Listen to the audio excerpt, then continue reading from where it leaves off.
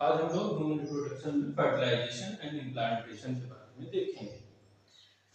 Copulation के दौरान जो सीमेन होता है वो पेनिस के द्वारा वेजाइना में इंसर्ट कर दिया जाता है। इस प्रोसेस को इंसेमिनेशन कहा जाता है।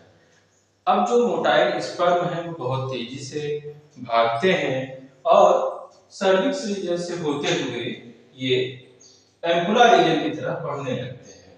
इसी समय जो ओवा है उस वो भी रिलीज होता है और ओवा भी आता है एम्पुला रीजन में। एम्पुला रीजन में आकर के ओवा और स्पर्म एक दूसरे को फर्टिलाइज करने का काम करते हैं।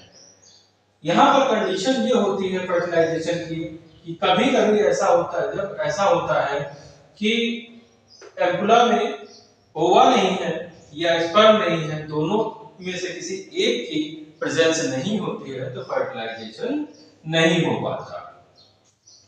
यहाँ पर जो फर्टिलाइजेशन की प्रोसेस है, स्पर्म है ओवा की जो जोना पेलिसोडा है उसको जाकर के वहां पर टच करता है और उसके साथ ही साथ जो ये लेयर है, जो अपर लेयर है ओवा की, वो पूरी वो चेंज हो जाती है। चेंज होकर के वो इस तरह से बदल जाती है जिसके वो किसी दूसरे स्पर्म की एंट्री को ब्लॉक कर देती है, जिससे कि एक से ज्यादा स्पर्म ओवा के अंदर ना आ पाए। एक्रोसोम की मदद से ये जो स्पर्म है वो साइटोप्लाज्म में अंदर की तरफ मूव कर जाता है, दोनों जोना पेलिसोडा से होते हुए ही अंदर की तरफ चला जाता है और यहाँ पर मियोटिक डिवीजन होता है। जो सेकेंडरी oocyte बनने के बाद जो ऊटिड बना है जो कि हैप्लॉइड नंबर का है, उससे स्पर्म का हैप्लॉइड नंबर आकर के फ्यूज हो जाता है तो जाइगोट का फॉर्मेशन हो जाता है। इसी जगह पर मेल या फीमेल और कैसा बेबी होगा वो भी डिसाइड हो जाता है। मेल एक्स और वाई दोनों क्रोमोसोम कैरी करता है, जिसमें 50% एक्स है और 50% वाई है। वहीं पर फीमेल दोनों एक्स क्रोमोसोम को लेकर के आती है।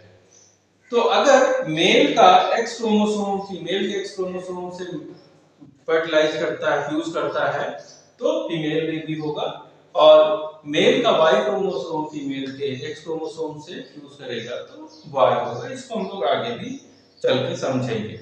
अब यहाँ पर मियोटिक डिवीजन शुरू होता है।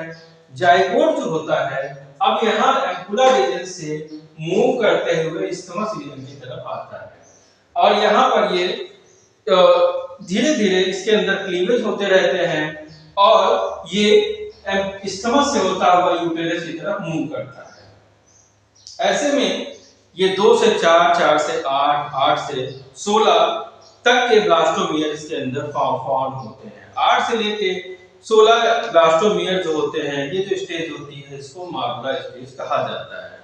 मारुला स्टेज फिर से फर्दर जो है डिवाइड करना जारी रखती है और ब्लास्टोसिस्ट का फॉर्मेशन करते रहते हैं। साथ ही साथ ये मूव करते रहते हैं यूटेरस की तरफ और जो ब्लास्टोसिस्ट होती है इसमें अब 2 लेयर जो है बन जाती है। जो बाहरी लेयर है वो ट्रोफोब्लास्ट है और अंदर की जो लेयर होती है उसको जो है इनर सेल कहा जाता है।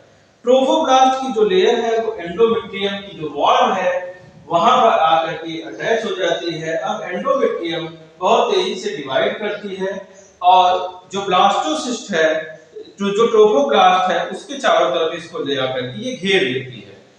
यहाँ पर जो प्रोसेस है, घेरने की जो प्रोसेस है, इस प्रोसेस को इम्प्लांटेशन कहा जाता है। अब ये जो ब्लास्टोसिस्ट था वो यूटेरस के अंदर धंस गया है और ये जो प्रक्रिया है ये इम्प्लांटेशन की होती है और ये प्रक्रिया आगे चल के प्रेगनेंसी में बदल जाती है।